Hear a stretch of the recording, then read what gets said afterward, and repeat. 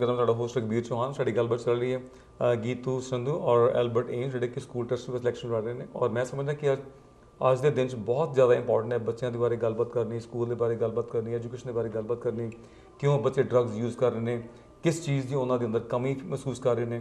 ਔਰ first of all ਦੋਨਾਂ ਨੂੰ ਗੁੱਡ ਲੱਕ ਅਸੀਂ ਕਹਿੰਦੇ ਹਾਂ। ਔਰ ਅਸੀਂ ਹੈਲਦੀ ਟਾਕਸ ਵਾਸਤੇ ਗੱਲਬਾਤ ਕਰ ਡਿਸਕਸ਼ਨ ਵਾਸਤੇ ਮੈਂ ਦੋਨਾਂ ਨੂੰ ਇਨਵਾਈਟ ਕੀਤਾ ਸੀਗਾ ਔਰ ਪਹੁੰਚੇ ਉਹਨਾਂ ਮੈਂ ਧੰਨਵਾਦ ਕਰਦਾ।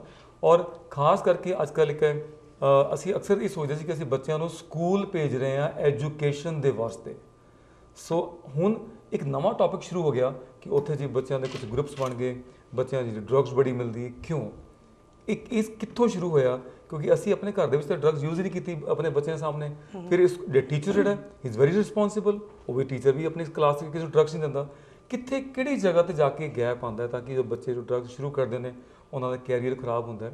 ਔਰ ਬੜੀ ਟੀਨੇਜ ਬੜੀ ਸੈਂਸਿਟਿਵ ਇੱਕ ਸਟੇਜ ਹੁੰਦੀ ਹੈ, ਕਿੱਥੇ ਸਾਨੂੰ ਲੋੜ ਹੈ। ਥੋੜ੍ਹੀ ਬਹੁਤੀ ਗੱਲਬਾਤ ਕਰਦੇ ਅਸੀਂ ਗੀਤੂ ਜੀ ਨਾਲ। ਔਰ ਗੀਤੂ ਮੇਰਾ ਸਵਾਲ ਇਹ ਕਿ ਕਿੱਦਾਂ ਦਾ ਉਹਨਾਂ ਨੂੰ ਕਿਵੇਂ ਲੱਗਦਾ ਕਿ ਅਸੀਂ ਇਹ ਚੀਜ਼ਾਂ ਦੀ ਯੂਜ਼ ਕਰੀਏ, ਕਿਉਂਕਿ ਟੀਚਰ ਬੜਾ ਰਿਸਪੌਂਸਿਬਲ ਹੁੰਦਾ ਔਰ ਉਹਦਾ ਬੈਕਗਰਾਊਂਡ ਬੜੀ ਵਧੀਆ ਹੁੰਦੀ ਹੈ ਔਰ ਨਾਲ ਨਾਲ ਪੇਰੈਂਟਸ ਬਹੁਤ ਚੰਗੇ ਹੁੰਦੇ ਆ। ਕਿੱਥੇ ਜਾ ਕੇ ਉਹਨੂੰ ਫਿਰ ਮਾਹੌਲ ਦਾ ਸ਼ੁਰੂਆਤ ਹੁੰਦੀ ਹੈ? ਡਰੱਗਸ ਤੇ ਜਦੋਂ ਬੱਚੇ ਯੂਜ਼ ਕਰਦੇ ਨੇ ਇੱਕ ਰੀਜ਼ਨ ਨਹੀਂ ਹੈਗਾ, ਕਿੰਨੇ ਰੀਜ਼ਨ ਆਪਾਂ ਨੂੰ ਪ੍ਰੋਬਲਮ ਦੀ ਰੂਟ ਕਾਜ਼ ਤੇ ਦੇਖਣਾ ਚਾਹੀਦਾ। ਕਿਉਂਕਿ ਉਹਨਾਂ ਤੇ ਐਕੈਡੈਮਿਕ ਪ੍ਰੈਸ਼ਰ ਆ, ਉਹਨਾਂ ਦੇ ਪੇਅਰ ਪ੍ਰੈਸ਼ਰ ਆ, ਇਹ ਵੀ ਲਾਈਕ ਉਹਨਾਂ ਦੇ ਲਈ ਇੱਕ ਕੂਲ ਚੀਜ਼ ਆ ਯੂਜ਼ ਕਰਨਾ। ਜਿਵੇਂ ਮੈਂ ਯੂਜ਼ ਕਰਨਾ ਤਾਂ ਕਹਿੰਦੇ ਵੀ ਤੂੰ ਯੂਜ਼ ਕਰ, ਯੂ ਨੋ ਜਸਟ ਟੂ। ਤੇ ਕਿੰਨੇ ਤਰ੍ਹਾਂ ਦੇ ਰੀਜ਼ਨਸ ਨੇ ਅਤੇ ਆਪਾਂ ਨੂੰ ਟਾਈਮ ਇਨਵੈਸਟ ਕਰਨਾ ਚਾਹੀਦਾ ਕਿ ਫਾਈਂਡ ਆਊਟ ਕਰਨ ਦੇ ਲਈ ਅਤੇ ਕਿੱਦਾਂ ਦੇ। ਅਤੇ ਉਹੀ ਜਿਹੀਆਂ ਆਪਾਂ ਨੂੰ ਜਿਹੜੀਆਂ ਹੈਗੀਆਂ ਨੇ ਸਕੂਲਾਂ ਦੇ ਵਿੱਚ ਪ੍ਰੋਗਰਾਮ ਇੰਟਰੋਡਿਊਸ ਕਰਨੇ ਚਾਹੀਦੇ ਆ ਕਿ ਹਾਊ ਟੂ ਰਜਿਸਟ ਪੀਅਰ ਪ੍ਰੈਸ਼ਰ, ਕਿਵੇਂ ਪੀਅਰ ਪ੍ਰੈਸ਼ਰ ਨੂੰ ਰਜਿਸਟ ਕਰਨਾ, ਕਿਵੇਂ ਡਰੱਗਸ ਦੇ ਯੂਜ਼ ਨੂੰ ਰਜਿਸਟ ਕਰਨਾ। ਅਤੇ ਜਿਵੇਂ ਉਹਨਾਂ ਨੂੰ ਦੱਸਣਾ ਚਾਹੀਦਾ ਕਿ ਵੀ ਡਰੱਗਸ ਦੇ ਯੂਜ਼ ਕਰਨ ਦੇ ਕੀ ਕੰਸੀਕੁਐਂਸਿਸ ਆ, ਕੀ ਰਿਜ਼ਲਟਸ ਨੇ, ਕਿੰਨੇ ਬੈਡ ਨੇ। ਜਿਵੇਂ ਹੁਣ ਆਪਣੇ ਕੋਈ ਰੀਹੈਬਸ 'ਚੋਂ ਜਿਹੜੇ ਆਉਂਦੇ ਨੇ ਰੀਸੈਂਟਲੀ ਬੰਦੇ ਜਾਂਦੇ ਆ ਡਰੱਗਸ, ਫਿਰ ਰੀਹੈਬ 'ਚ ਜਾਂਦੇ ਆ, ਉਹਨਾਂ ਨੂੰ ਲਿਆ ਕੇ ਸਕੂਲ ਦੇ ਕਲਾਸ ਦੇ ਨਾਲ ਗੱਲ ਕਰਵਾਉਣੀ ਚਾਹੀਦੀ ਹੈ ਕਿ ਵੀ ਇੱਦਾਂ ਦਾ ਬੈਡ ਇਫੈਕਟ ਆ ਉਹਦਾ ਕਿੰਨੀ ਲਾਈਕ ਯੂ ਨੋ। ਸੋ ਜਲਦੀ ਹਾਂਜੀ। So Albert, my question is because the you know the kids, the parents, they are very nice, right? Yes. And the teacher is very nice. And how come the parents, because the kid is living in the house also, in the school also, and he's getting the both good atmosphere. So where this gap creates that he start using the drugs? This is my question.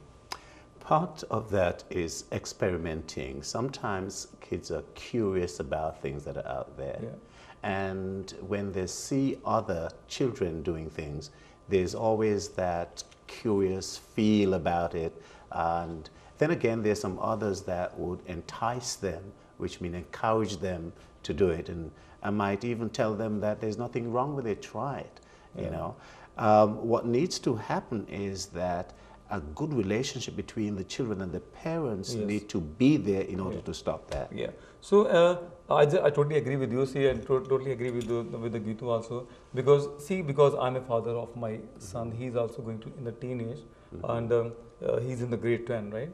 So ਮੈਂ ਜਦੋਂ ਵੀ ਉਹਨਾਂ ਨਾਲ ਗੱਲ ਕਰਦਾ ਤਾਂ I am just very comfortable with him. So ਜਦੋਂ ਵੀ ਉਹਨਾਂ ਨਾਲ ਗੱਲ ਕਰਦਾ ਕਿ ਉਹ I just want to talk his needs also. And whenever suppose see some time exams ਕਦੀ some time will get the less marks also, so I will just be relax, go to the game and enjoy yourself, let's go to movie. Yes. Tomorrow is coming, and he trust me, and then the next week he'll get the good marks because he's cool down, right? Yes. So watch movies, buy the good stuff. So I mean, I totally agree with you. So ਸਾਨੂੰ ਬੱਚਿਆਂ ਦੇ ਨਾਲ ਦੋਸਤੀ, ਬੱਚਿਆਂ ਦੇ ਨਾਲ comfortable zone ਦੇ ਵਿੱਚ ਆਉਣਾ ਬਹੁਤ ਜ਼ਰੂਰੀ ਹੈ ਤਾਂ ਕਿ ਬੱਚੇ ਸਾਡੇ ਨਾਲ ਦਿਲ ਦੀ ਹਰ ਗੱਲ ਬੜੇ ਆਰਾਮ ਨਾਲ ਕਰ ਪਾਉਣ, ਚਾਹੇ ਉਹਨਾਂ ਨੇ ਕੋਈ ਗਲਤੀ ਕੀਤੀ ਹੈ, ਚਾਹੇ ਉਹਨਾਂ ਨੇ ਕੋਈ ਵੀ ਕੰਮ ਕੀਤਾ, ਤਾਂ ਕਿ ਅਸੀਂ ਇਸ ਜਿਹੜੀ ਅਵਸਥਾ ਜਿਹੜੀ ਬੱਚਿਆਂ ਦੀ ਟੀਨੇਜ ਦੀ ਉਹਨੂੰ ਸੰਭਾਲ ਸਕੀਏ।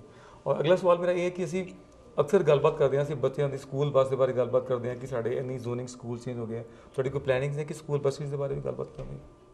ਸਕੂਲ ਬੱਸਿਸ ਦੇ ਬਾਰੇ you know like the you know because he's sometimes talking the about parents school buses, like what's the plans? So what are the plans about the school, because you know sometimes they are telling, see, your zoning is not coming under cover, the buses are not coming. So and you know one of my friend, he told me that like when they just told him that you are not covered and you are like out of the 3 kilometer, and he said, can you come over there and can you check the exact kilometer? So when they check it and he was in yes. ਪਰ ਉਹੀ ਗੱਲ ਆ ਨਾ ਆਪਣੀ, ਜਿਵੇਂ ਤੁਸੀਂ ਪਹਿਲਾਂ ਵੀ mention ਕੀਤਾ ਕਿ ਵੀ ਸਕੂਲ ਬੱਸਾਂ, ਇਹ ਸਾਰੇ ਇਸ਼ੂਜ਼ ਨੇ। ਜਿਵੇਂ ਮੈਂ ਪਹਿਲਾਂ ਵੀ ਆਪਣੀ ਸਟਾਰਟਿੰਗ ਦੇ ਵਿੱਚ ਵੀ ਇਹੀ ਮੈਂਸ਼ਨ ਕੀਤਾ ਸੀਗਾ।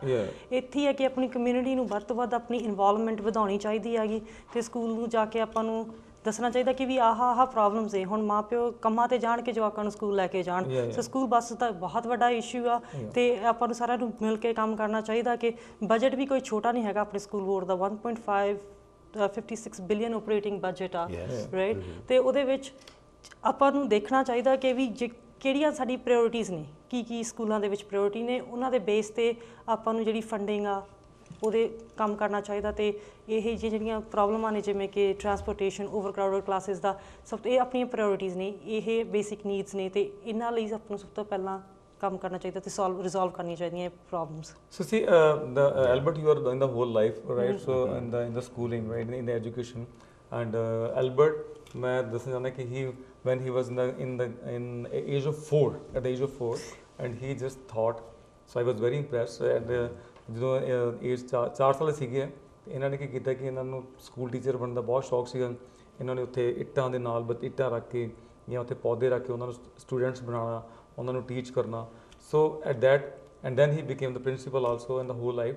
So you know, like there's some tests also, right? So EQAO. So it's sometimes some kids are going for the test, sometimes they pass, sometimes they fail, and for few kids there are special schools are there, few kids they are not there. So is it not good if we will make that everything equal for all kids? The EQAO, by the way, EQAO means Education Quality Accounting Office. So it's an office that is set up by the province to check kids at certain stages.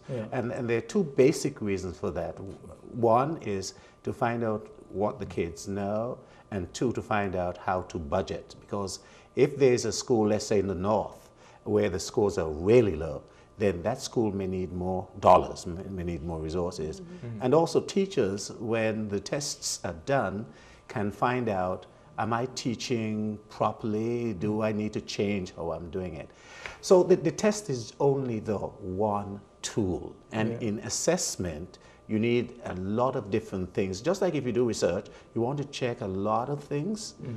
But the EQAO is just one of those things that you're going to use to check the kids. अगर तो ਤੁਹਾਡੇ ਕੀ ਵਿਚਾਰ ਹੈ ਕਿ ਇਸ test ਸਾਰਿਆਂ ਨੂੰ ਬਰਾਬਰ ਨਹੀਂ ਹੋਣਾ ਚਾਹੀਦਾ ਕਿ ਕੁਝ ਜਿਹੜੇ ਕਿਡਸ ਨੇ ਉਹਨਾਂ ਸਪੈਸ਼ਲ ਸਕੂਲਸ ਨੇ, ਕੁਝ ਨਾਲ ਨਹੀਂ ਨੇ, ਕਿ ਸਾਰਿਆਂ ਨੂੰ ਬਰਾਬਰ ਨਹੀਂ ਹੋਣਾ ਚਾਹੀਦਾ?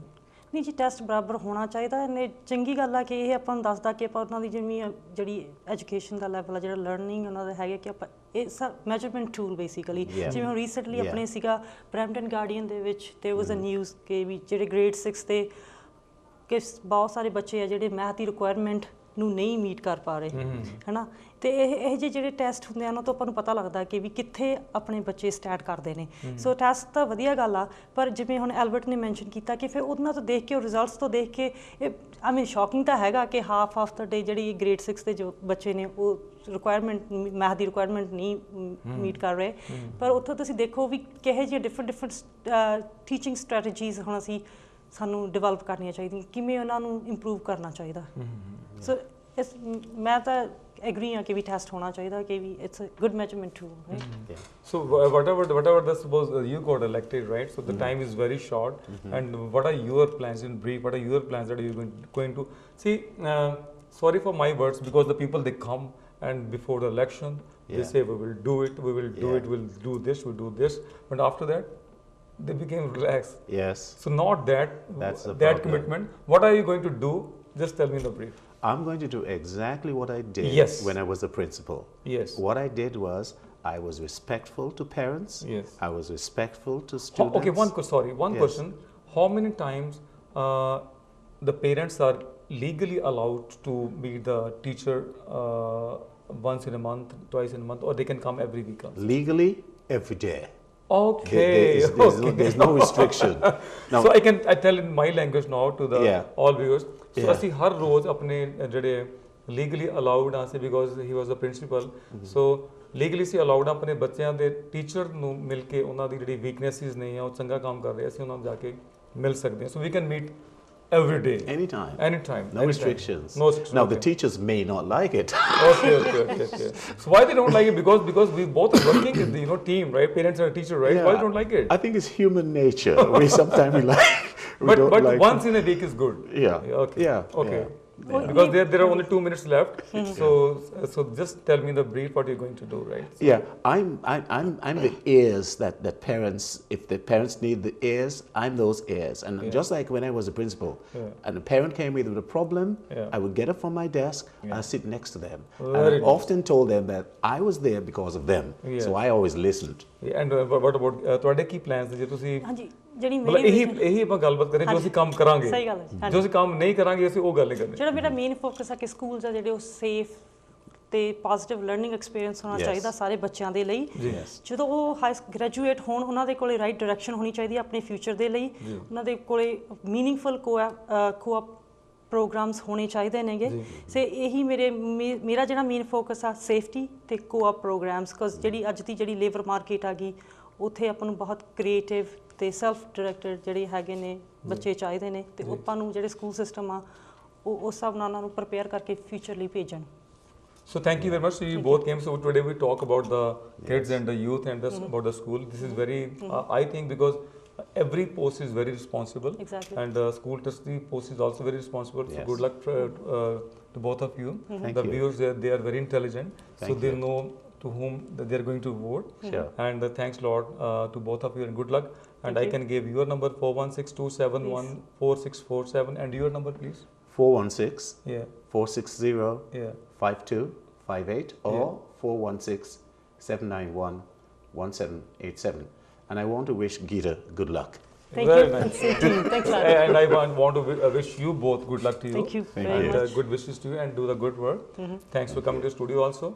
So ਅਗਲੇ ਹਫਤੇ ਸੇਮ ਟਾਈਮ ਤੇ ਫਿਰ ਮਿਲਾਂਗੇ ਔਰ ਤੁਹਾਡਾ ਕੋਈ ਰੀਅਲ estate ਬਾਰੇ ਕੋਈ ਸਵਾਲ ਹੈ ਜਾਂ ਉਸ ਰੀਅਲ estate ਦੀ ਮੈਂ ਕੋਚਿੰਗ ਕਲਾਸਿਸ ਵੀ ਮੈਂ ਲਗਾਉਣਾ ਤੁਹਾਡਾ ਕੋਈ ਵੀ ਸਵਾਲ ਰੀਅਲ estate ਬਾਰੇ ਮੈਂ ਫੁੱਲ ਟਾਈਮ ਕੰਮ ਕਰਦਾ ਮੇਰੇ ਨਾਲ ਮੇਰੇ ਵਾਈਫ ਹਰਦੀਪ ਕੌਰ ਚੌਹਾਨ ਜੀ ਦੋਨੋਂ ਫੁੱਲ ਟਾਈਮ ਕੰਮ ਕਰਦੇ ਹਾਂ ਤੁਸੀਂ ਮੈਨੂੰ ਕਾਲ ਕਰ ਸਕਦੇ ਹੋ ਹੋਰ ਤੁਹਾਡਾ ਕੋਈ ਵੀ ਸਵਾਲ ਹੈ ਤੁਸੀਂ ਤਾਂ ਵੀ ਮੈਨੂੰ ਕਾਲ ਕਰ ਸਕਦੇ ਹੋ 416-318-5566 416-318-5566 ਔਰ ਅਗਲੇ ਹਫਤੇ ਸੇਮ ਟਾਈਮ ਤੇ ਫਿਰ ਮਿਲਾਂਗੇ ਭੁੱਲਾਂ ਚੁੱਕਾਂ ਦੀ ਮਾਫੀ ਸਾਰਿਆਂ ਨੂੰ ਪਿਆਰ ਭਰੀ ਸਤਿ ਸ਼੍ਰੀ ਅਕਾਲ Jessica.